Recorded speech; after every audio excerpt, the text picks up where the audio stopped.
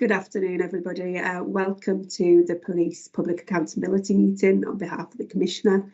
I'm Jenny Newbury, I'm Head of Commissioning and Partnerships for the OPFCC. I will be chairing today's Police Public Accountability meeting on behalf of Zoe Metcalf, who is unwell this afternoon. So welcome and thank you to everybody for tuning in. We'll move straight into the agenda as it is a busy one this afternoon. So we'll move straight into item 1 on the agenda. Attendance and apologies.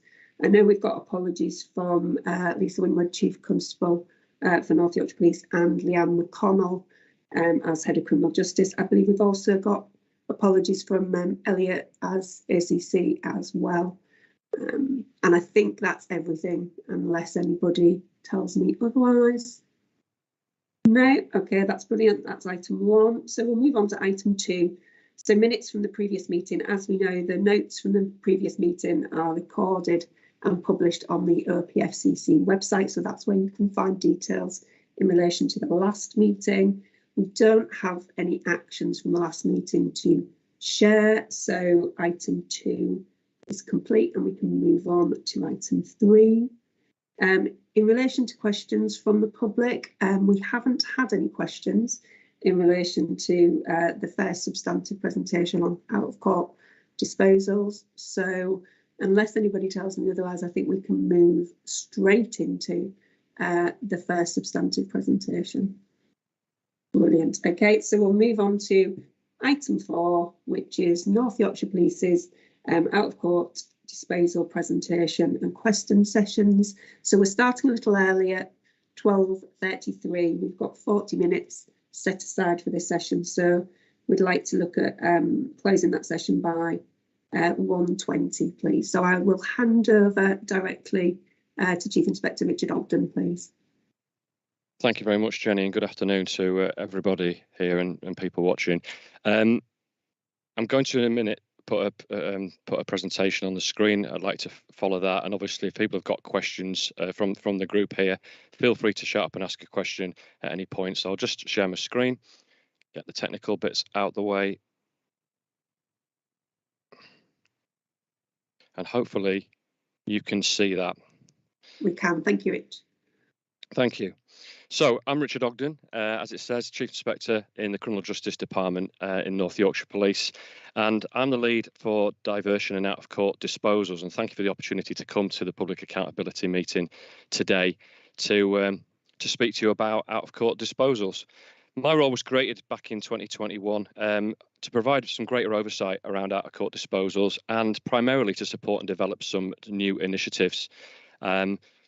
So when I talk about new initiatives, we'll come on to some of those today, and we'll also talk about some new legislative changes, which is a big step forward in April next year, and I want to just explain a little bit about that as well.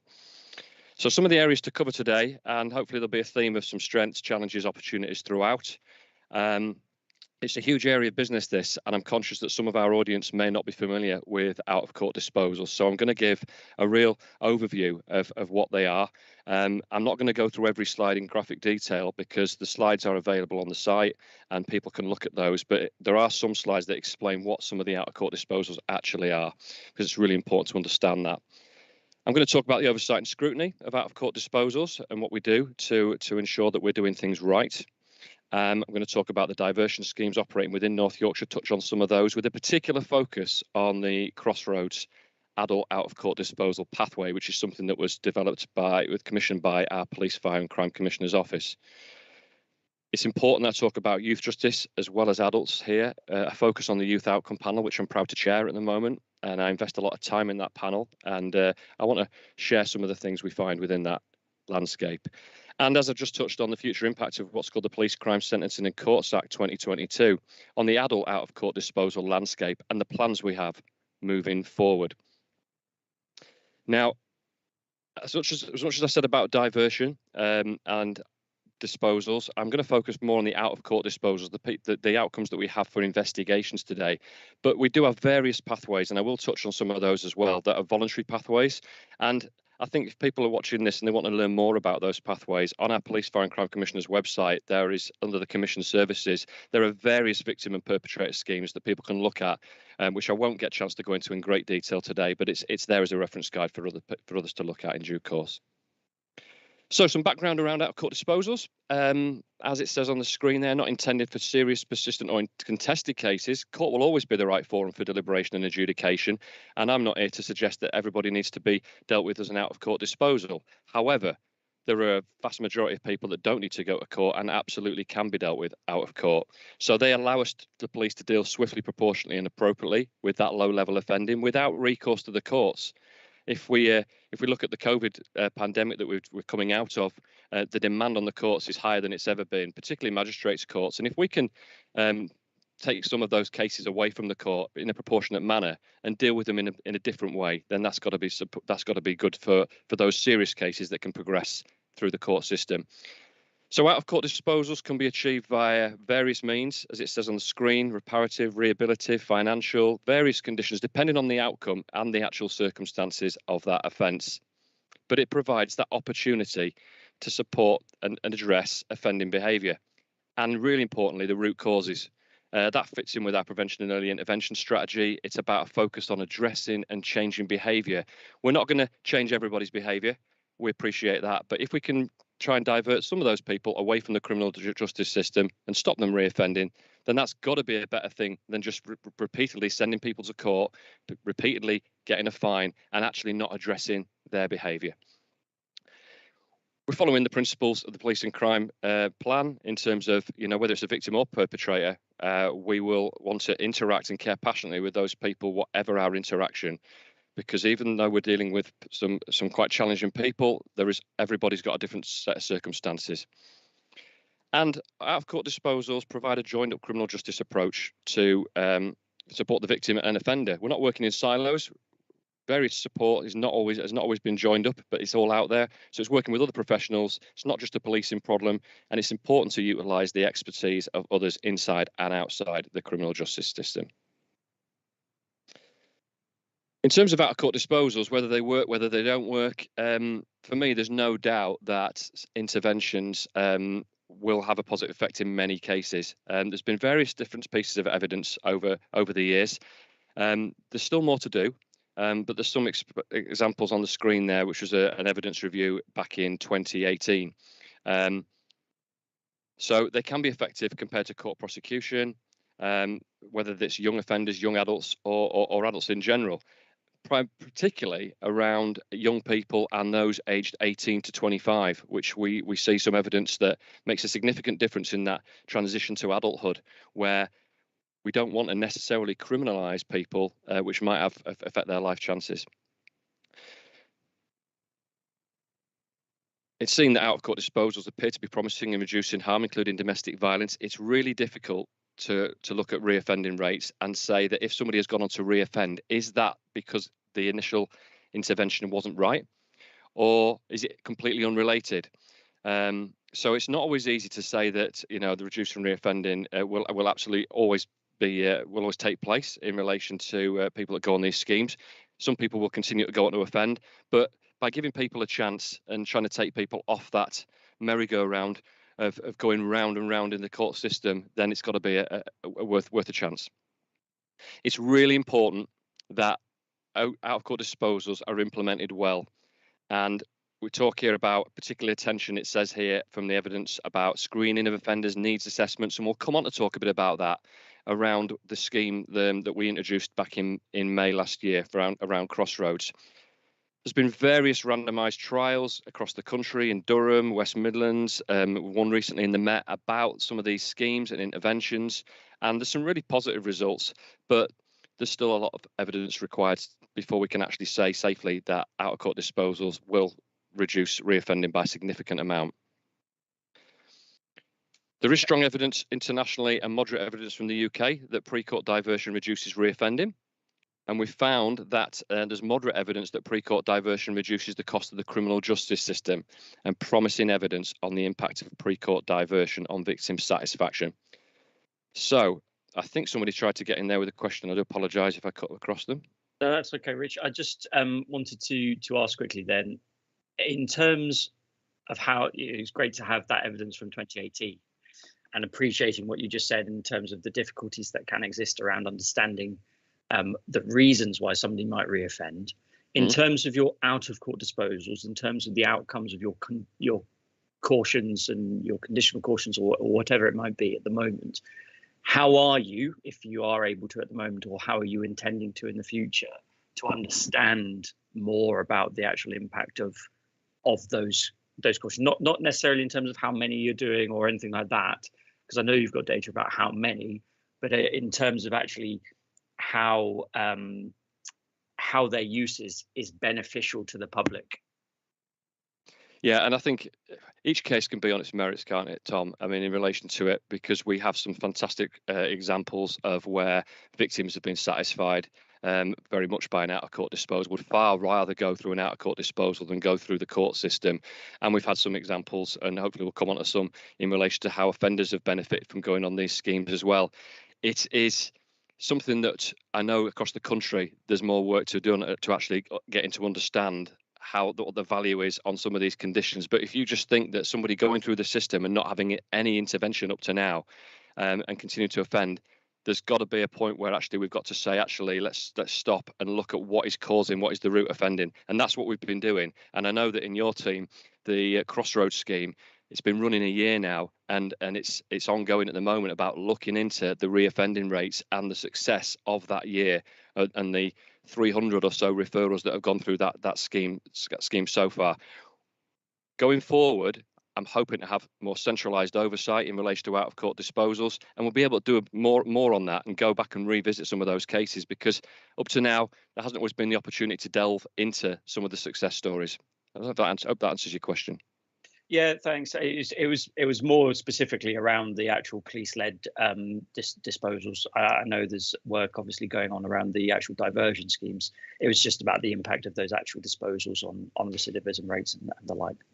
Thanks. Yeah. Okay. Thank you.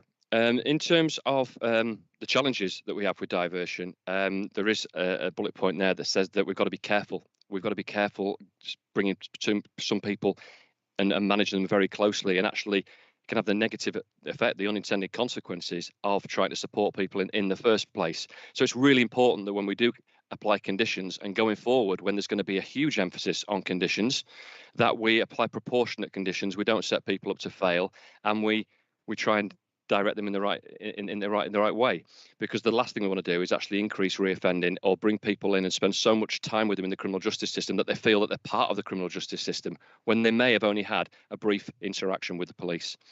So it's really important to achieve the right balance in terms of identifying whether prosecution or a formal or informal out-of-court disposal is suitable, and each case on its merits. And there is flexibility more than there's ever been about which pathway we send people down. And, you know, there's those people that need to be charged. There's those people that need to be well away from the system. It's important, though, that we have consistency in our performance. And that is something that I'm passionate about. And again, that's why I'm taking forward more central oversight in relation to this, because we've got to be consistent across offences and across the geographical makeup of North Yorkshire Police. There are the cultural challenges, getting the buy-in from police and the public sometimes to alternative outcomes. I think gone are the days where it's send them down, arrest. There's, as I say, there's a place for people going to prison. There's a place for people to be arrested. But actually, it's getting that cultural change and actually trying to support some of the things that I'm talking about today and divert and direct people. Of course, there'll be success stories, and of course, there'll be occasions where it hasn't quite worked. But again, it's got to be worth an attempt to try and take people away from continual offending. And finally, and really importantly, the availability of suitable pathways and conditions. I work closely with the Office of Police, Fire and Crime Commissioner. We have some pathways that are there that we've got already, and we need to expand and have more options in our toolbox going forward, as the emphasis becomes on conditions for every out-of-court disposal, whereas at the minute there are out-of-court disposals that I'll come on to, which are short, sharp shocks, are dealt with, operationally useful, but don't come with any actual intervention. So we currently have the options on the screen for adults. As I say, I'm not going to go into loads of detail on these, but I'll provide a brief explanation as we go through the slides. We operate as a 6-tier force. So the cannabis and cat warning actually are 2 separate ones. So the 6 are in relation to cannabis cat warning, resolution, penalty notice, simple caution, and conditional caution. In addition to that, we provide some of the things under outcome 22, which I'll explain a little bit more further on, which are basically deferred schemes, which are all about intervention. So we operate as a 6-tier force. About 26% of forces do the same. That is what forces were always doing until 2014, when there was some slight changes. And now about 47% of forces operate on a 2-tier scheme, where they just operate community resolutions and conditional cautions, and have removed some of these. We're all going to be on the same page in due course. About 31% are somewhere in between. And actually, we aren't just a 6-tier. We have got some of those schemes I've just talked about there, which means we're making a transition across, and we have been for some time. But while we're legally allowed to retain some of these disposals, we feel it's operationally useful to retain cannabis warning, penalty notices for disorder, and simple cautions. But from next year, April 2023, we will be expected to move across onto those that 2-tier landscape, which I'll come back to later. For those that aren't familiar with the cannabis or cat warning, cat is something that's very rarely encountered in North Yorkshire. It's an East African, Arabic type drug, but it does come under the same heading in terms of the way we would deal with it. But there's a cannabis warning is an option for officers on the street for over 18-year-olds to deal with in a simple way when it just ends up with a warning. We issue about 30 a month. It's reduced quite considerably over time, but moving forward, it will be removed, as I've just said. The reason for removal is that it comes with no intervention, although it doesn't stop us voluntarily signposting people towards drug support. But policing cannabis is a whole different consideration for another day. At the moment, the cannabis warning is a useful operational tool, and it's only used once, as it says on there. So that is the cannabis warning. In relation to community resolution disposal, we use this as the forces up and down the country regularly, probably about 1,300 times a year. And these are really effective when used appropriately, and it's a voluntary agreement, as it says there, between the victim and offender. Very rarely will it be escalated if there's no compliance. It should be just a voluntary agreement, and it's used mainly for low-level offences. So low-level damage, thefts, assaults, and it links in very closely with the victim. The victim often doesn't want a prosecution, they just want something doing. And they want it doing quickly, whether that be an apology, whether that be repairing their fence that's been damaged, whether it be some compensation. It is a very useful operational way of dealing with things, but we mustn't give these out repeatedly all the time to the same individuals. There comes a time when that person has to come into the system and escalate up the system. But there is eligibility criteria, we have oversight, and for certain offences, you have to get supervisory authority to be able to issue a community resolution outcome. And these are generally done over a 28-day period. And I'm really pleased to say that we developed something called the Hate Crime Awareness course back last year, or the year before now it is, by Restorative Solutions, who are our provider for restorative justice. And for low-level hate crime matters where there's not in the public interest to necessarily go further up the criminal justice system, and the victim wants it addressing at that low level, we've got a workshop, which is a hate crime awareness course, which we've had about 30 people through at the moment, and it's been really quite successful. So the challenges we have with CRDs, as we call them, are about that repeat use and ineffective conditions, because we want more than just a verbal apology. We want more meaningful interaction, and that's where Restorative Solutions have really come in to their own and are now helping officers in most parts of the county in being able to help with those written apologies and linking in with some restorative outcome for the victim and offender. Rich, just on that then, other than the hate crime awareness course, how do you use you talked there about the need for supervisors to authorise the use of community resolution disposals. How do you ensure counter the potential for ineffective conditions, and how does your authorisation chain look at that? Absolutely, Tom, no problem. And there's so many issued, it's very difficult to be over all of them, but that's when it comes down to local supervision to know their team and to manage their officers. And there are the eligibility criteria I've referred to, where some can be issued on the street without any supervisory oversight for straightforward matters. But when we get into slightly more serious offences, there's a level where a sergeant will have to sign it off, and an inspector if it's something, for example, a domestic abuse type case, which is generally something that we want to progress through the system. But domestic abuse can come in a variety of formats, and it could even be something particularly low level with a siblings interaction, and it might be that for all parties they want to deal with it in a low level suitable way, but we'd still need that oversight from an inspector to authorise the use of a community resolution in that respect. So it's down very much to local supervision and management to make sure that they're happy that they're discharging their responsibilities appropriately. What we do have is an independent out-of-court scrutiny panel that will periodically look at random cases, including community resolution disposals, have a look at them and see if we've been issuing those and following the guidance, and that gives that additional level of independent scrutiny as well. And are you confident that your supervisors have the right kind of training to understand what kind of conditions are effective or what kind of conditions might be ineffective in different cases? Yeah, I'd like to think so, Tom. I mean, and there's policies that back this up, and there's policies that they can go to get all that information. And we do as much. We turn up and deliver as many training inputs as we can, whether that be formal training as part of their training when they join the police, or ongoing CPD. Or we go and we just sometimes do proactive sessions. I ran a session with some sergeants the other week and just went over some expectations. So yes, it's really important to follow that guidance. We're actually very much involved in developing the national guidance. We've just had some involvement in developing the national guidance and updating it. So I'm pleased that we're driving that as well. So yes, you can't be over every single offence. You've got to trust in your supervisor on the front line to do that job. But I'd like to think that we are delivering them appropriately. There are isolated occasions, particularly I've come across with children, where we're perhaps giving out too many, and actually it's done with the best intentions to keep a child out of the criminal justice system, but actually that child who's coming to our attention quite a lot needs to come to our youth panel to get some more rounded support. So we are finding occasions where it perhaps should be escalated, and it would be wrong of me not to say that's the case. It's good to hear that there's that check and balance in place, and that you are finding those cases, so thank you.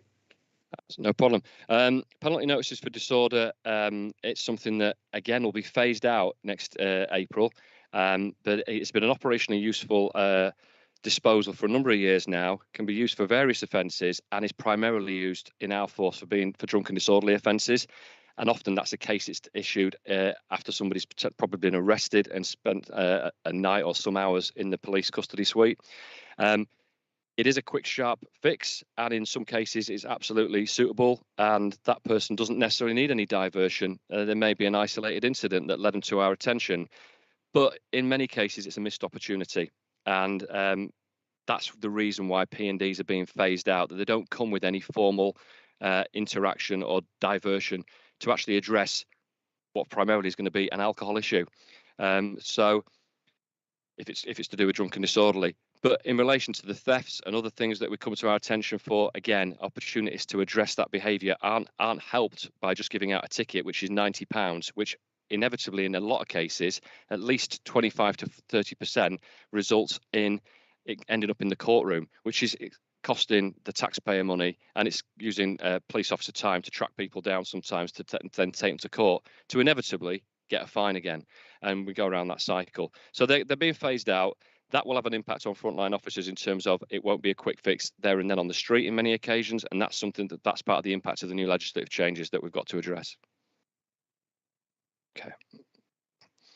For those that aren't familiar with adult cautions, there's a brief explanation there. A simple caution is going to be phased out in April next year, and that's going to be quite impactful on forces across the country, where at the moment that's a formal warning given, and there's no further action in relation after that. There's no conditions, and that's the reason why it's going.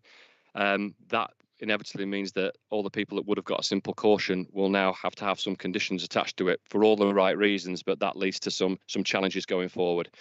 So it's fairly self-explanatory in relation to the conditional caution. And finally, I touched on deferred prosecution. Outcome 22 is something that's really been pushed a bit more nationally now. And there's so much good work that goes on across the criminal justice landscape, and some things that happen under the deferred schemes, particularly where there's diversion taking place, but it's not as part of one of those formal pathways. So as it says on there, it can be used as an alternative to prosecution. We use it for the Crossroads scheme that I'll come on to shortly. And there's great value in the use of these as an early intervention. And ultimately, that person doesn't have anything recorded against them as long as they comply with the interventions that they've been set. So there'll be no formal action as a result of that, or no further action recorded on the police system. We utilise that already in things like drug alcohol referrals. We've done that for some time. And we're one of about 16 forces that are operating deferred schemes. And as I say, I'll talk about a couple of those further on. And you've heard about those. People that are regulars to this panel will have heard on the previous one when Superintendent Haywood Noble talked about Operation Choice, which was a scheme that's been set up for young people and drugs, which actually gives them supportive diversion. For young people, quickly there. It's not actually a question. It's just a comment. I think, Mike, maybe we can pick this up. It would be useful actually to start getting Outcome 22 included in the performance pack in the Investigative Outcomes section, maybe. But that's something we can pick up. Just having seen it there, I think actually it would be really useful to start having a more consistent understanding of how that outcome's being used. So that'd be great. Yeah, I mean, Outcome 22 is a voluntary outcome. Not all forces use it, but they're also almost being encouraged to use it now for that positive outcome. You have to close a crime off with an outcome, and if it's not one of the ones that I've talked about today, then there's not often a place to put it, and that one is evidencing that there is the positive work that takes place. So yeah, I think that's a fair point, Tom, when we're moving forward, to highlight that good work that goes on. With young people, I'm not going to spend loads of time going through all the disposals again. I've done some of them already, but there are less options available. These are not changing under the new legislation. They will be looked at in due course, I'm sure. But community resolutions can be issued on the street, as we've talked about. But anything other than that, the youth caution and the youth conditional cautions, the other formal ones, have to go through a youth outcome panel for oversight, which is run, and I'll talk about that a little bit later.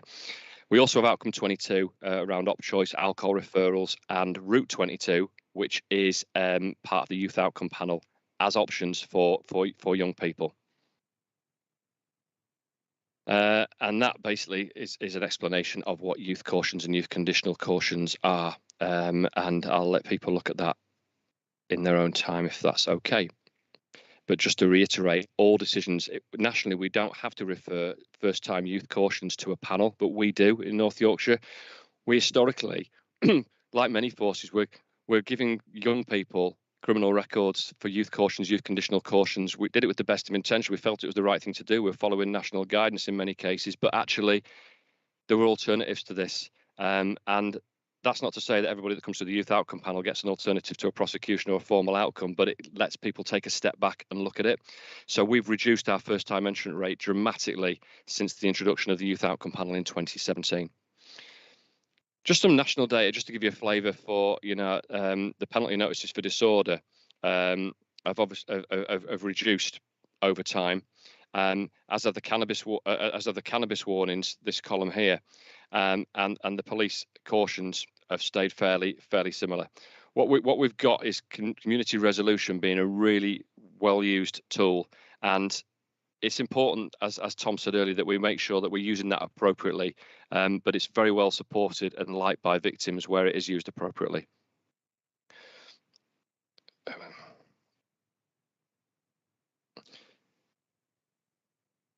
To do that, just looking at my accompanying notes and seeing what I need to say and what I don't need to say. I think I can move on from that. Okay, so Rich, just a follow-up question on that. Sorry. Yeah.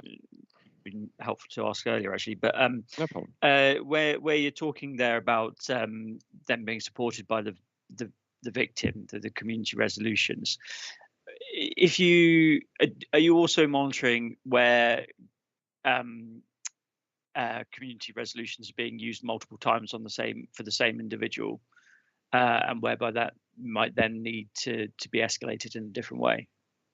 Yeah, we're trying to. I'd say is the answer to that, Tom. There'll be, and that goes back to my earlier point about supervisors and officers on the ground making the right decisions in the first place. So when they're doing their investigation, they need to gather intelligence and look at that outcome. And if that person's been subject to community resolutions before, it doesn't mean that they automatically shouldn't have another one. They need to look at that in isolation and look and say, well, actually, what does the victim want here? Is it proportionate to do that same outcome again? Or actually, do we need to up the ante? So we're relying on officers to use their discretion in the first place and have that supervisory oversight as well. And there's more options. I think there is more opportunity to do some more deeper diving in relation to community resolutions to make sure we're absolutely confident that we're not overusing it. As I say, it needs that victim buy-in, and in most cases, you need that victim agreement to progress with it. It's particularly useful in those cases where somebody doesn't want to go to court and doesn't want to go down that criminal justice route at all. So actually, it's doing that as opposed to doing nothing.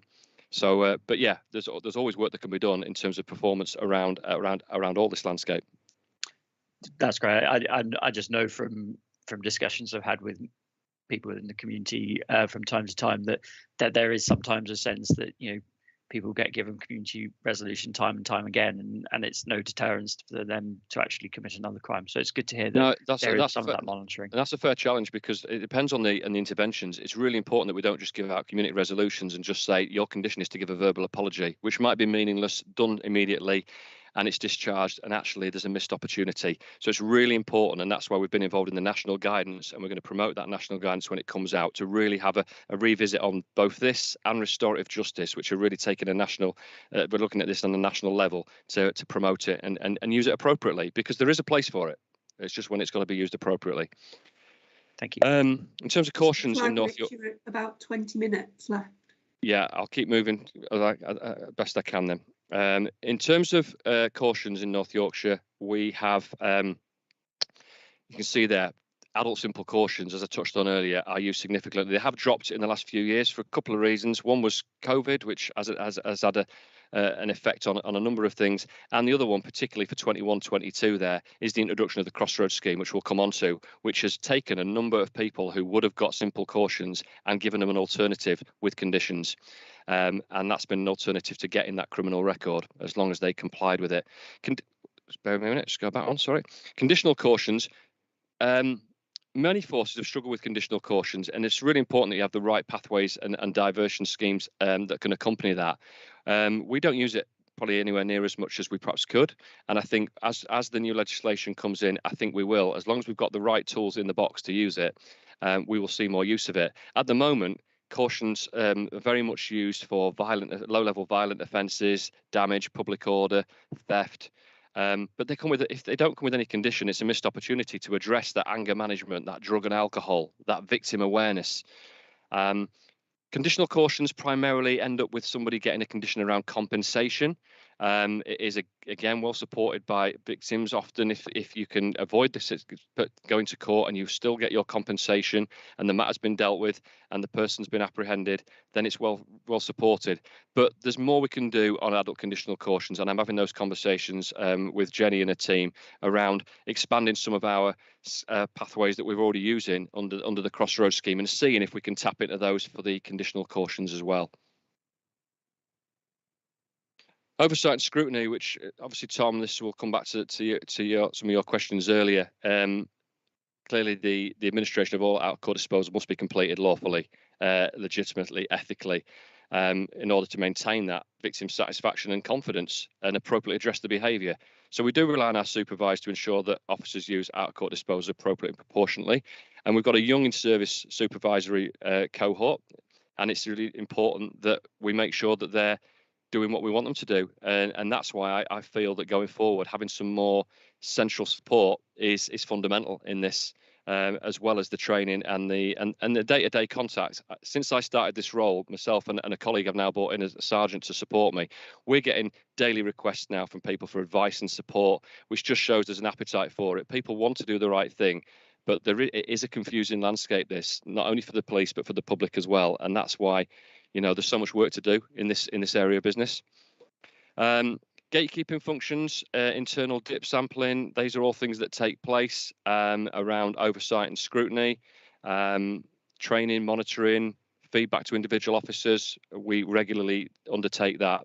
and any organisational learning can be shared as well. Yes, Rich, how often would your dip sampling happen? Just for the public's sake, in understanding how you go about that monitoring and that understanding of how things are being used. How often would you or your team or supervisors be required to do some dip sampling or an assessment of the absolutely in terms of gatekeeping? For example, for youths, all the out of court disposal youth ones go through a panel, and they actually go through a gatekeeping function first of all.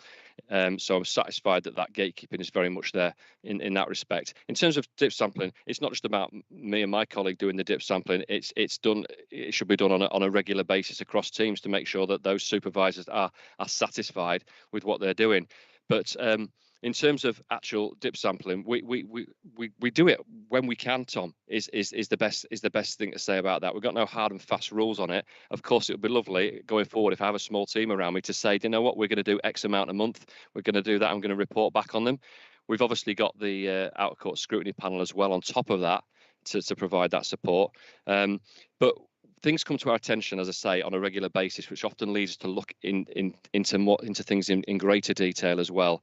But there's always more we can do around dip sampling, because there's so many out of court disposals being issued. It's important that we at least have an oversight of the performance that's taking place. Thank you. So I've talked about the internal oversight and governance. There's some other meetings that take place there. I've forgotten to close a bracket. How bad of me.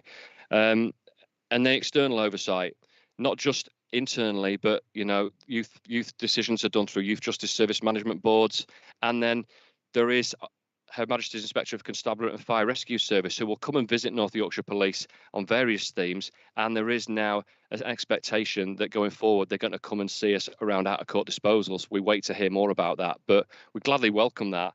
But that gives us even more impetus to make sure that we're doing everything right. Not just because they're coming in, because as you can probably gather, I'm passionate about getting this right in the first place. And I think over the years, out-of-court disposals, maybe haven't had that level of scrutiny that we now need. Rich, just on that external oversight, then one of the kind of core questions we asked in your briefing around this is how are you taking what our independent scrutiny panel, what HMI come back to you regarding in terms of their feedback? How are you implementing organisational learning off the back of that, please? Well, we haven't had that inspection yet from the HMI. It's on the horizon, but any organisational learning, whether it's from there or something that we come across ourselves, is something that we need to make sure we get that message out. And that's the big challenge, getting that message out, not just via email, but going out to briefings. And we're trying to develop that. We're developing our page on our internal police source at the moment around diversion and out-of-court disposal, and hopefully have a bit of a one-stop shop where people can go to for advice, and then make sure that we use the mechanisms that we've got in place, like the weekly bulletins and other organisational learning tools, to get that message out to the front line. And hopefully they'll take it on board. There's only two of us trying to get around the force, so it's a tall order. But if we can get the message out, and I believe me, going to things like the sergeants input the other week, really beneficial. And now we've got those sergeants going back and cascading some of that information to their teams. So yeah, that scrutiny, by having myself and Sergeant Myers working with me, is proving really useful at this stage, and we hope to develop that going forward. I haven't mentioned as well a suspect management policy that we have across the force, which is managed by the Criminal Justice Department. That is quite a robust policy about expectations and requirements in terms of victim offender updates and timely investigations. That's a real thing that I'm passionate about, is timely investigations and making sure that we deal with things as soon as we can. Right, I'm going to move on to the scheme I touched on earlier, Crossroads. This is a commissioned service that was previously under the Women's Diversion scheme. We called it Crossroads in conjunction with the Police, Fire and Crime Commissioner's Office, and launched it in May last year. It's a two-pronged scheme. One's a voluntary service for those people that are on the periphery of crime, or may have been through the system and have been no further actioned, for example. But the one I want to focus on here is the other strand, which is the pre-court diversion scheme. And as it says on there, it's an alternative to someone who would ordinarily get a caution or a charge and have no intervention. So there is eligibility criteria. There is some flexibility in it. And it was initially brought in to expand on the women's diversion scheme, which we started some years ago. And when it was launched in May 21, it was just open to women over 18 and males 18 to 25. But this was expanded in August due to some capacity, and it's proved really, really beneficial for a number of older males as well. As it says, it's an alternative to prosecution. And the key here is that each person is given a bespoke intervention, and there's a key worker from the provider, Humankind, who are assigned to each case and client over what can be up to 4 months of support. We did loads of work around promoting this via champions briefings, using our team from the Business Insight team to go out and promote this scheme. And it passed its 1-year anniversary last week. And I think there's been some really good examples of where it's been used. In fact, there was one the other week where somebody stopped an officer in the street and said it had turned his life around. It was that impactful on that individual.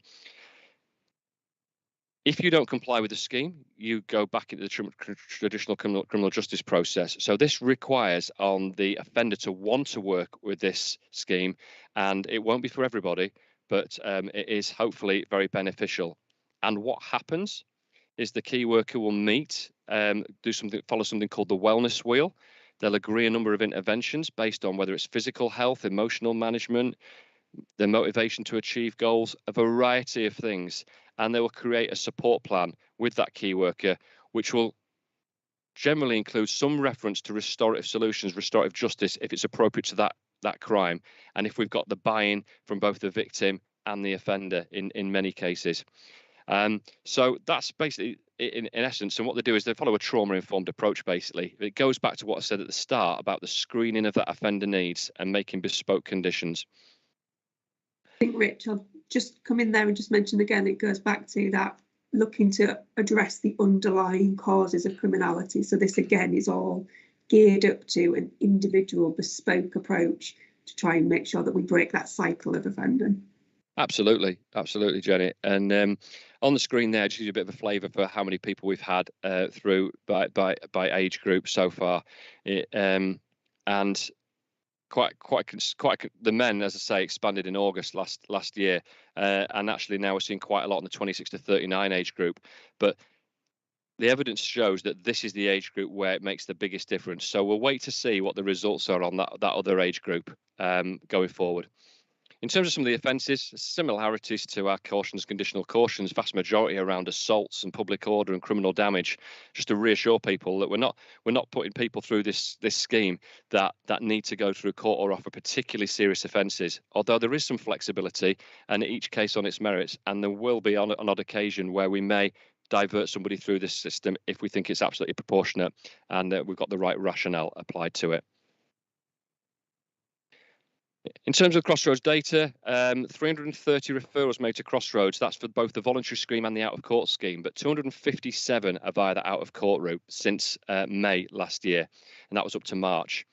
A mixture of women and men, and 77% successfully completed. Okay, that leaves 23% that haven't, and they'll have come back into the system, but 77% that have and would otherwise potentially been labelled, have a criminal outcome where there was somebody for an offence, and it's fairly self-explanatory on the screen there in front of you. But there's been a number of positive outcomes where people have just wanted an opportunity, and not an opportunity necessarily, but almost be told, you know what, you need to go on this scheme. You know, we need your consent, but we really want you to go on this scheme. They've gone on it, and they've hopefully gone on to better things, but time will tell. Just to go back to the last slide, Rich, the 80% of individuals who are successfully completing are having a positive outcome in relation to 4 of the categories of need, as we would call them. So areas that we think, if they are addressed, can help impact the offending behaviour. So 80% of those going on the scheme had that positive impact. Yeah, so absolutely. Not just about reoffending, it's about positive impact, about the potential to reoffend in the future. Yeah, and it's great for the offender, but it's also important that we've got the victims buying on these as well. You know, and I think we have. I'm going to keep going because I'm conscious of time. I've got some quite important things to still go through. So youth justice, we've talked quite a bit about adults. We work very collaboratively with criminal justice partners in North Yorkshire Police. We have seconded police officers working in the Youth Justice Service, so one in York, one in Scarborough, one in the west of the county. And we also have our partnership hub have schools liaison officers, and you'll have heard about that before for people that have tuned into the prevention and early intervention topic that came to the last meeting. We do have voluntary referrals to things like Change Direction, which is another Police, Fire and Crime Commissioner initiative. That's for those children on the periphery of crime that we're not investigating, but we divert 10 to 17-year-olds through that scheme. I'm not going to go into much more detail than that today. And that's right across the county. And then York, in addition to that, have a triage and diversion scheme, again, trying to divert children away from the criminal justice system before they even commit an offence. And the Youth Outcome Panel is a real strength of ours and was brought in 2017. And as it explains on the screen there, it's a child and victim centred focus, particularly child first, offender second in relation to that. They meet fortnightly. I've been chairing that since May of last year. And I know the Police, Fire and Crime Commissioner is really keen to come and even attend one of these, and she will be coming to attend one of these shortly, to see the kind of work that we're doing. Some real challenging cases, as you'd expect, and some real positives. And I know we work closely, as I say, with our colleagues in the Youth Justice Service. They are fundamental in this, and a lot of the initiatives as a result and a lot of the outcomes as a result are managed by them. So self-explanatory on the screen. I'm not going to go through every bullet point, but it's really about trying to reduce first-time entrance to the criminal justice system and grip some of those children that they may not be working with, and actually give them a sense of purpose and address their behaviour before it escalates to anything more serious. So how it works is the police, if they identify an out-of-court disposal, they'll send it through to the relevant Youth Justice Service for an assessment. That'll be seen by a gatekeeper, the sergeant working with me first, to make sure it meets the evidential criteria and make sure it's appropriate for a referral. And then an assessment takes place. And that includes the victims as well as the offenders, and takes into account all the things you can see on the screen there. The Youth Justice Service themselves were reviewed back in 2020, and with regards to the Youth Outcome Panel, just a few points on there about the supportive comments that they gave around the clear lines of accountability, the shared culture of decision making, and the rationale being clearly recorded. So really good news story around this, and we're working very closely with a lot of our frontline sergeants to get them to come to the panels to see it working and understand why we make the decisions we make. Historically, some of the decision making there wasn't necessarily fed back to the officers on the ground, and they didn't understand why we might have diverted some of the children. All options are on the table when it comes to the Youth Outcome Panel. That includes being sent back to court, but in the majority of cases, we can divert people, or at least keep them into the one of the more formal pathways. Right, back to this one.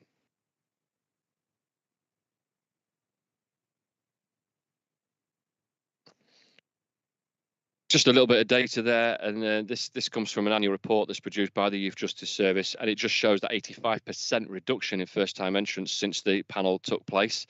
I mean, even in the last few weeks, when we've introduced a new outcome, which I'll come on to in a minute, and it's actually again aimed at trying to reduce first-time entrants into the criminal justice system where we can, but actually address that behaviour.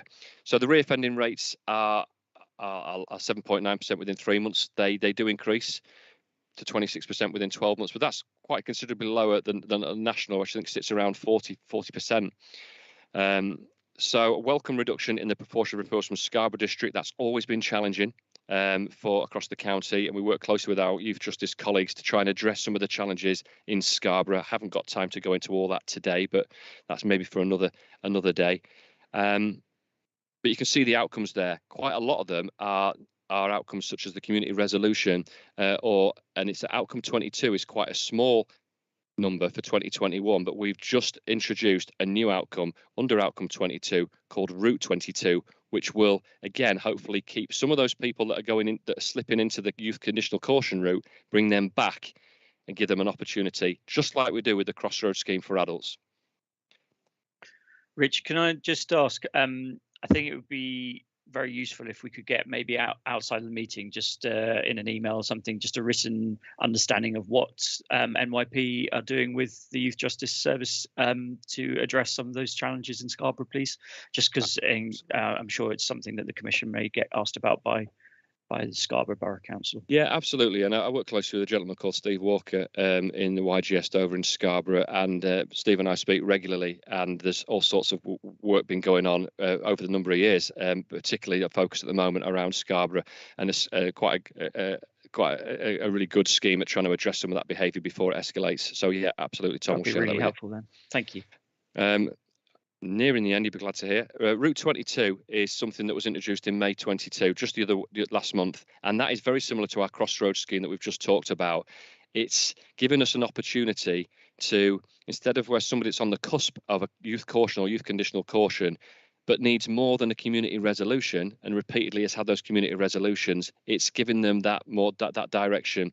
We've had 16 uses of this already. At least 6 of those would have had a criminal justice outcome had they not gone down this scheme. Now, it's too early to see how successful this is going to be, but I think having seen some of the children that I've put through, not all of them may comply with this, but I think the majority will. And I think actually this is a really good way of delivering the same interventions that we would under a formal outcome, but giving that person a chance to work with us, and particularly those that haven't come into the criminal justice system before. So I'm going to move on.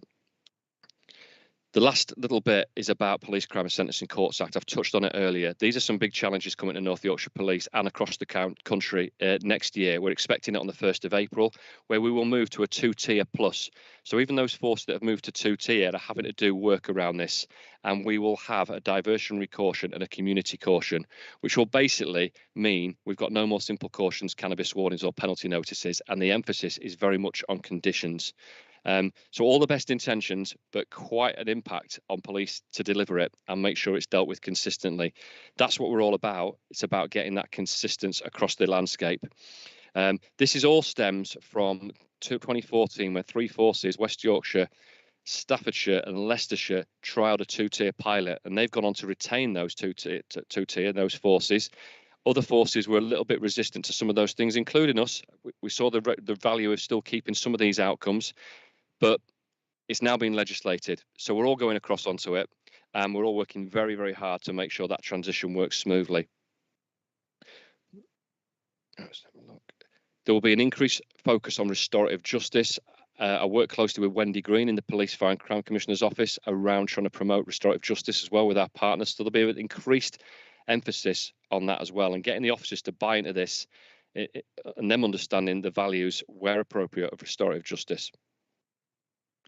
Our challenges are the impact of the changes and how we implement them effectively and confidently and get that consistency for not just people that offend and live in North Yorkshire, but people who offend who are visiting North Yorkshire, because historically across the country, they're often disproportionately can we get disproportionate outcomes because they're not available to join local schemes or go on deferred schemes.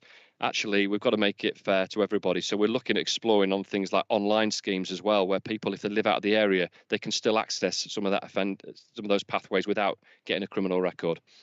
It's very important we have the right conditions, and it's really important that we inform the front line and ensure ongoing support about how we do it.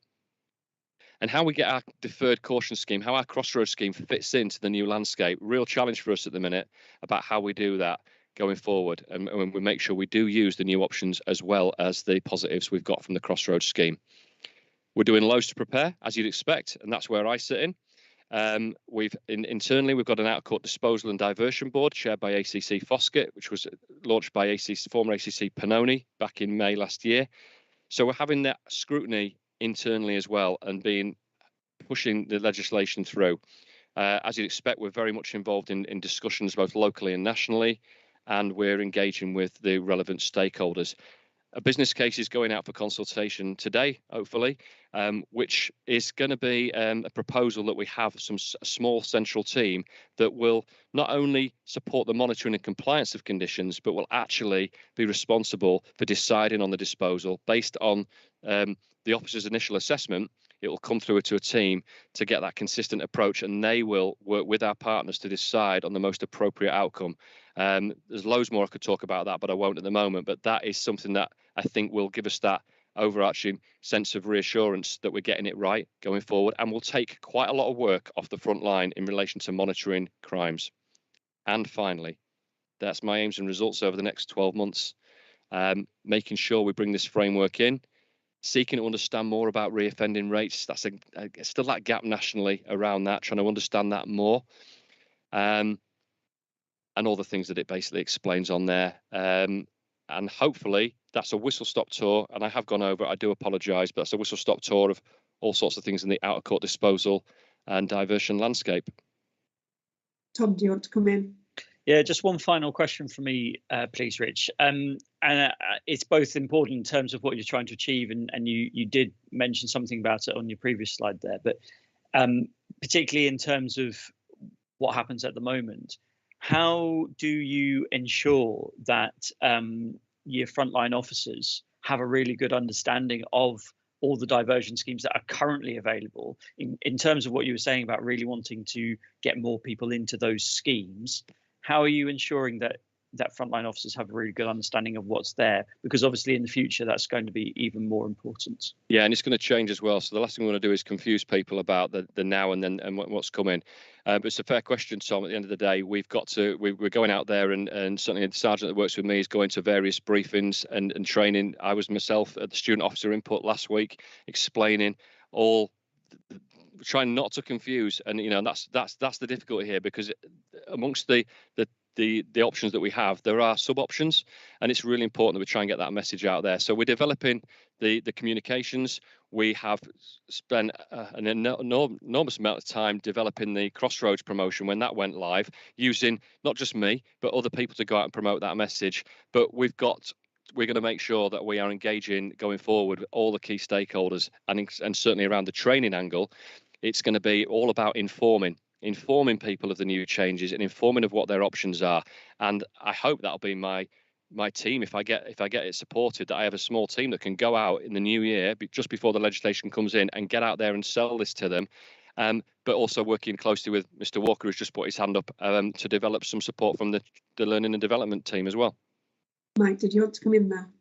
Yeah, just quickly, and it's important to mention that Richard and I have already had conversations around this, is how we deliver, whether it's training or whether it's education, but it needs to be formally booked into to the time that officers have, and that's why we're trying to free up time within the current shift pattern to allow officers that time to really focus on some of the key messages that we need to give out, whether it's this area or whether it's other particular areas in policing. Thanks, Mike. I imagine the other probably key thing to mention there is the Pathways tool that you're developing, which will also have information in relation to the options available in terms of interventions for offenders. Yeah, absolutely, and it was on the slide at the end, but I didn't quite get to talk through it. But that's an important part of it as well. And nationally, we're hoping to get involved in a tool which will record a lot of the interventions and what we've delivered, which will then be able to give the information about exactly what intervention we did and what those conditions were. We're working on some national work on that as well. Thank you very much, Rich. You're welcome. Bring the item to a close. I know we've run over on that. I can see you now, at least. Thank you. Right, so that's everything on item 5. I don't think we've had any additional questions or any questions from the public in relation to that as yet.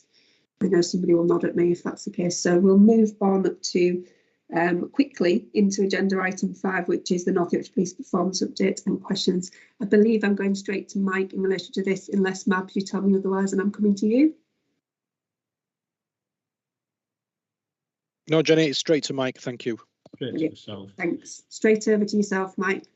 Excellent. I'm hopefully sharing that screen. You see that okay? I can, but you're just not in full slideshow. It's getting there with it. Here we go. How's that? Thank you. Right. Good afternoon, everybody. Superintendent Mike Walker. My normal role is the Head of Training and Planning Logistics. Today, I'm presenting on behalf of ACC Foskett. What I'll do is I'll go through the slides. I won't regurgitate everything that's on there. You've had a chance to have a read of them. But what I'll do is pause at each slide. I'll actually go through the first two, which are around the command and control, the control room and the deployment of officers. to allow you to sort of probe and ask any questions, so I can try and provide the reassurance that you're looking for. So the first slide is around emergency calls, which are essentially our 999 calls. You can obviously see there that the 3-year average is around 18.43 minutes, and we know that we're aiming for 10 minutes there. In May 2021, again, just slightly above the average. We obviously know there are challenges currently within the force control room around the level of demand that's in there, the staffing capacity. But you probably, I know you're fully aware that there are plans ongoing to solve some of those issues, and certainly from September onwards, when we see the staff enter the control room, you know, we do fully expect to see that improving and the service to the public improving. And I'll just go on to the non-emergency calls. As you can see here, so these are when the members of the public ring 101. We did see from sort of January onwards quite a large spike, which has, as you can see, looking at the far right of the graph, has significantly dropped, and that's down to some of the plans that are being implemented now in the incredible hard work that's ongoing within the control room. But I'll pause at that point, just as I've briefly gone through the 999s and non-emergency calls, just if there are any particular points of question around the force control room at this point. Mike, I know that Commissioner asked this question last month, but I will ask it again. The things that you're putting in place to address these issues, when do you anticipate to see an impact in relation to the data that you're sharing on a monthly basis with us? Thanks, Jenny. In September onwards is when we expect to see those improvements. As you know, I've previously been in charge of the control room and been involved in the control room for a long time. We know now we're in a period of significant demand. You know, we're just going into July. We're going to see the call volumes increasing. You can see there on the slide, a 20% increase just last month. At next month's PAM, it will be an increase, and I'll be surprised if it's not an increase. It's reliant on the weather. It's reliant on different activity. We're out of a COVID period now, fingers crossed. We will never go back into one. So we'll start to see that demand going back to normal. But from September onwards, once we start to see the staff going in there, that's when we'll start to see the improvements. There's a lot of work ongoing because, you know, we're recruiting for police officers as well at the same time, and often people leave the control room to join the police. So we're bearing that in mind as well, to make sure that we're recruiting the right numbers, that we're training them properly, and that we're starting to answer the phones in the times that, you know, we and the public would expect. Thanks, Mike. Okay, so I'll move on. This slide is around our policing response times. Again, far right is May 2022, and what that basically demonstrates is that once it's been dispatched by the force control room, that's the length of time it takes for an officer to attend. And there's some really good times there. If you look at the blue, is the immediate urban, taking around 8 minutes to get to that member of the public, to get to the victim and get to the witnesses. Around 11 minutes for an immediate rural, and for a priority is around 21 minutes. And certainly in total, it takes, just to get to a P grade incident from the call coming in up until as attending, it takes 45 minutes. And those of you who may remember the policing pledge back in 2010 time, they set a target around then of 60 minutes. That isn't a national target now, but it's certainly a guideline that we go from, and we take 45 minutes, and the national guideline would be 60 minutes, which is really good considering the size of our force as well. You can also see there the average number of officers for an antisocial behaviour, crime and a public safety welfare, based on an immediate and a priority grade incident, and that's something that we keep a real close eye on to ensure that we're sending the right number of officers with the right skills to deal with the complexities that we deal with. But again, I will pause if there's any questions on that slide.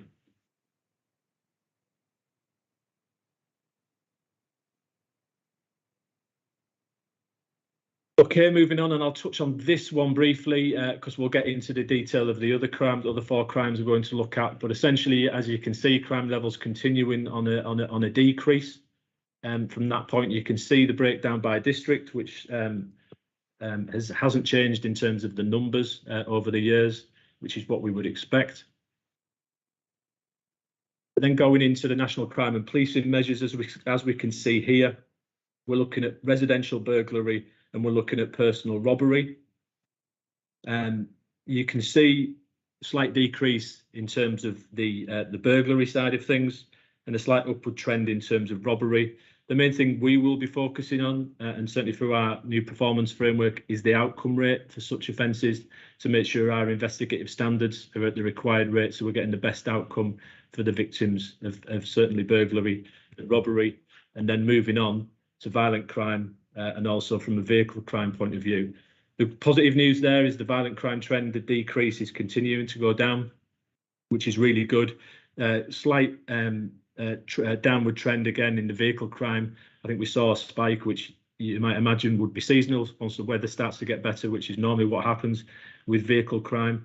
But again, that's starting to look like it's going down. The outcome rates, again, I'll reiterate, is the thing that we will be focusing on to make sure that those investigative standards are where they need to be. Mike, can I pause you there? I know Caroline's got her hand up. Caroline, did you want to come in? Thanks, Jenny. Mike, the point back on the previous slide on residential burglaries, so that resolved outcome rate of 2.96, appreciating that is particularly low. Just wondered how that compared nationally with other forces. And when you talk about work that's been done, sort of looking at assuring the Commissioner and communities about what is being done, could you just go into that in a bit more detail, please? Of course I will. I haven't got the exact place that we are out of the 43 forces, but what I would say is that 2.96% isn't an acceptable rate that we want to maintain. Certainly what we will be doing is working across all of the commands to ensure that we have the right people with the right skills looking at those particular crimes, to make sure that we're taking all the intelligence opportunities, all the forensic opportunities, to ensure that the right people are attending those incidents, and to ensure that the right people are then investigating them. Certainly I say years ago, over the last certainly 19 years of my career, domestic burglary has always been a key focus, and it's always been dealt with within a criminal investigation department. We've certainly changed various different processes over the years, and different priorities have come in, which has meant we've got to shift the limited resources that we have into fighting those different priorities. But I think we accept that 2.96% must improve, because we need to reduce the number of domestic burglaries. From a victim's point of view, being a burglary, being a victim of a house burglary, a domestic burglary, is one of the most concerning things that you can actually come across when somebody comes into your home, whether you're in or when you're out, and there's a lot of risk involved in that. So there is priority, and it was certainly at the performance meeting that we had yesterday, it was discussed at length, and I certainly know that the Deputy Chief Constable who chairs that meeting is applying that scrutiny to the commanders to check what plans they have in place to individually improve it within their particular areas. And we're breaking it down into the 3 command areas. They're breaking it down into the different wards that they have as well. Thanks, Mike. Jenny, Because I noticed you had your hand up. Do you want to come in? Yeah, just to sort of come in on the back of what Mike says. Thank you, Mike, for that comprehensive update. You know, what Mike has said is accurate. It's not where we want to be. It's not where we should be. Regionally, other forces are higher, Caroline, in reality. So it was subject to scrutiny at the new force performance meeting. I chaired that yesterday. As you are aware, there's a new governance framework for performance in the organisation. Yesterday was the second force performance meeting we chaired. We do look at the national outcome framework as part of that. The good news is we've got the lowest per thousand population in terms of recorded crime for burglary in the country. So it's a safe place to be. And I think that's the important thing to stress. What we need to make sure is when somebody is subject of a burglary, that we do what they would expect us to do, is catch the bad people and put them through the criminal justice system. That prevents further crime. As part of that, the head of crime has got a clear sort of action in terms of bringing back some of the skills that we may have lost and focus that we may have lost as an organisation. So there's almost a standardised checklist that we are bringing in to make sure that we get officer deployments, for example, at burglaries. It's something that you would expect that is happening, and sometimes it's not, because sometimes we may look at sending a PCSO, but I think the least the public should expect is a police officer will attend when they've been subject of a burglary dwelling, when somebody has invaded their privacy in their home. And we're doing that not only for burglary, but a number of other crimes, which are linked to our control strategy areas, which you'll be aware of as well. Thank you. Thank you, Nabs. I know, Tom, you wanted to come in. I think the other bit from my perspective is to make sure that we emphasise the fact that victims of these crimes do get access to cope and recovery services as well, which is a really important part of the picture. And I know that the OPFCC have responsibility for making sure we commission those services, and there would be an automatic referral into those services on the back of a residential or a domestic burglary. So just another important point for the public. Tom, do you want to come in? Thanks, Jenny. Yeah, it's just on this as well.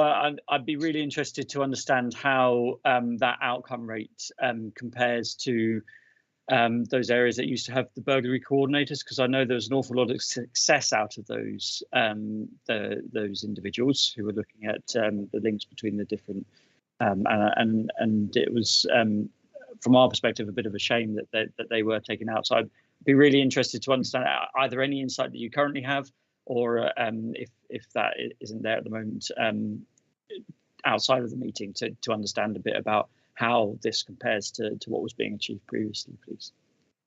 Yeah, if I can just come in relation to that, obviously lots of changes have had to be put into place due to the financial constraints. The organisation has suffered with reducing of numbers and officers over a period of time. Clearly, the investment that's taken place is good news for us, but the officers are being placed on other areas of demand, which is safeguarding, visible frontline policing. What we do still have is a good intelligence function and structure. So what you may have known as burglary coordinators, as to what we've got now, is actually field intelligence officers. We've got intelligence analysts who are bringing all of this information together. So our ability to prevent crime is really, really good. Our ability to respond to spikes and targeted or vehicle taking, for example.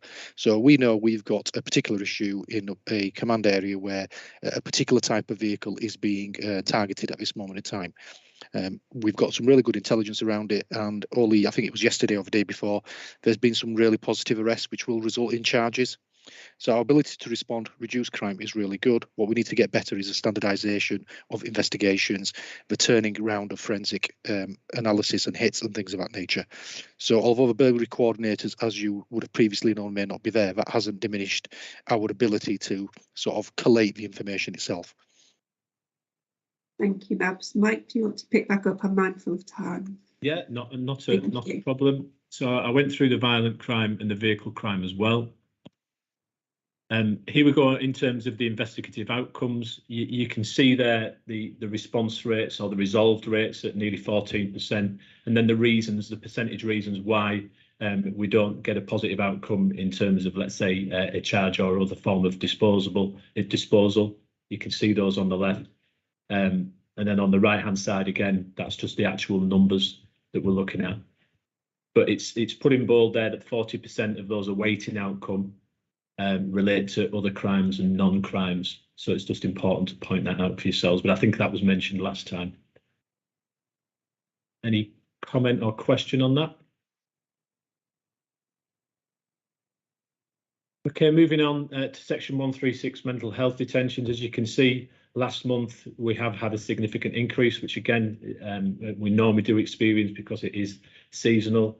You can see the breakdown there of especially looking at the detainees, sorry, the people detained as a result of an admission and incidents required police transportation as well, and those that are transported by ambulance, to ensure that the right people are looking after those people, excuse me, with who've been detained under section 136 mental health.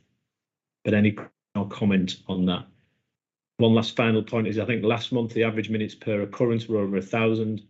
That has come down, but the number of incidents has significantly gone up. So we're still spending an exceptional amount of time looking after people from that side of things.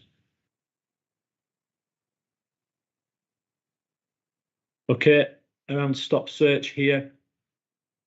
As it says at the bottom, when you look at this overall, whilst there appears to be disproportionate stop search numbers based on ethnicity, this is mainly reflected in the stop searching of non-residents. So there is a higher positive outcome rates, and positive outcome just in terms of whether or not there is an arrest, a caution, a penalty notice, summons or warning for non-residents, and that supports the view that it is intelligence led and it is focused on those coming into North Yorkshire to cause harm, whether that's in relation to drugs offences or any other criminality, cross-border criminality that North Yorkshire is experiencing. But I do appreciate when you look at the statistics, it does look like there's some level of disproportionality, but we can certainly drill down into that as we have to reassure ourselves as senior officers that our officers on the ground are doing the right thing.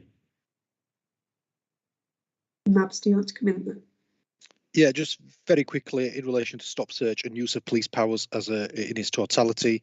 ACC Foskett is going to be chairing a new board, which is the Use of Police Powers Board, which will look at arrests, use of taser, section 136, stop search, obviously, and other police powers that we use to look at the legitimacy of them, but also any disproportionality which may exist.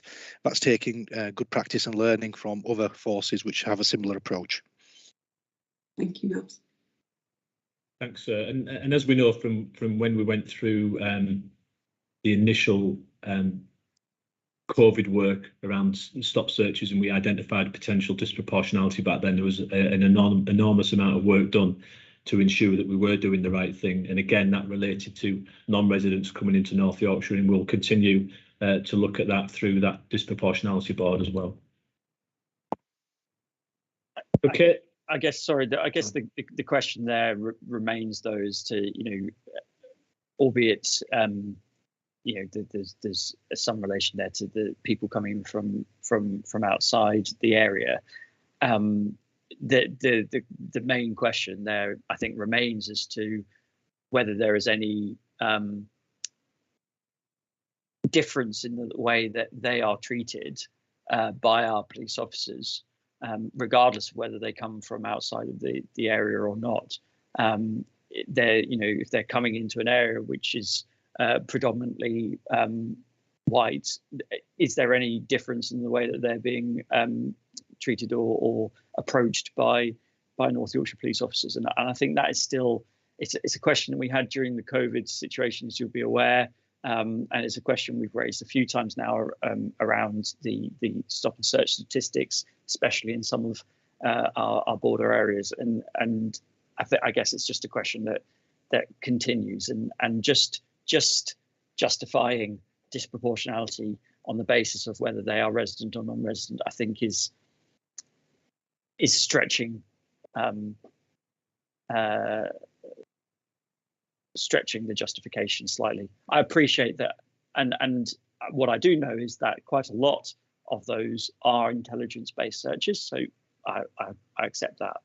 But I do think that we have to acknowledge and address this point at some point, really quite seriously. Yeah, well, absolutely. You want to come back in on that? Yeah, please. Apologies to keep on chipping in and out. No, valid points, Tom. But the only thing I'd mention there is you touched upon it at the end. We have reviewed the intelligence picture, which provides the focus that officers are taking with regards to some of the criminality taking place in our areas. And the justification isn't they don't live in our area, hence we're stopping and searching. The justification is this is linked to an intelligence picture around organised criminality, county lines, and individuals who choose to come into the area to commit further crimes. That's the justification. The issue around whether people are treated fairly, we haven't seen any increase in complaints or anything of that nature from individuals, which would suggest that our officers are conducting their stop searches in a overbearing, not in a fair way, not in a legitimate way. And obviously, as you're aware, we have a community scrutiny groups which review stop search actually encounters which take place. Not from my understanding we've had any feedback which would suggest that. Clearly it's something that Elliot will pick up as part of his Use of Police Powers Board. Thanks, Matt. Mike, did you want to add to that? Yes, I'll just say as well that, from a training and new recruits point of view, we spend an awful lot of time talking around bias, whether that's conscious bias and unconscious bias, because we know we're recruiting from society where those biases exist. So we're trying to make sure that we are educating and opening the eyes of the new recruits as what to expect and how to use those police powers, because as soon as you are tested, you have those powers, and it's making sure that you do not abuse them and that you think around the potential or biases that you may have to ensure that we're starting right at the beginning of that person's career. So there's a lot of work done with new recruits as well around that. But yeah, I get your points, Tom, from your side of things. Thanks. Over to you again, Mike. Okie dokie, I'll just go through. So from a workforce point of view, you can see there the actual FTE numbers and where we are. You can also see the breakdown from a diversity point of view. And again, know that there's a lot of work ongoing from the DEI work that the DEP is chairing, and that certainly the ACC Foskett is a silver for as well. Is there any particular questions on that? And as we can see here, you can see where the projected numbers are going to be in terms of the uplift target. As you're aware, we are recruiting, continually recruiting as well. We're just passing out the 27 of the 54 that joined a few months ago. The other 27 will be passed out tomorrow, and we've got some new ones, new recruits, new student officers starting on Monday as well. So that mechanism is continually going, and you can see where we hope to be in terms of the uplift target. And then in terms of the PCSOs, again, recruitment is still ongoing with PCSOs, and there's the projections there to ensure that we meet the budget, we meet the target, and that we have the relevant number of officers there to provide that service to the public. And just finally, there is the sickness and absence numbers. You won't be surprised to see coronavirus right at the top. Certainly we've seen a spike over the last 7 to 10 days again as the new variants come in, and unfortunately different people contract the virus. But as we have been throughout since March 2020, it's having little or no impact on our policing response as well. But I know I've just rushed through those last 3 slides, but I am conscious of time, and I know the DEP does need to go at this point, but is there any other final points or questions from me, please? I don't think there is anything. Thank you, Mike. That's great. We've made up some time, so much appreciated. Thank you.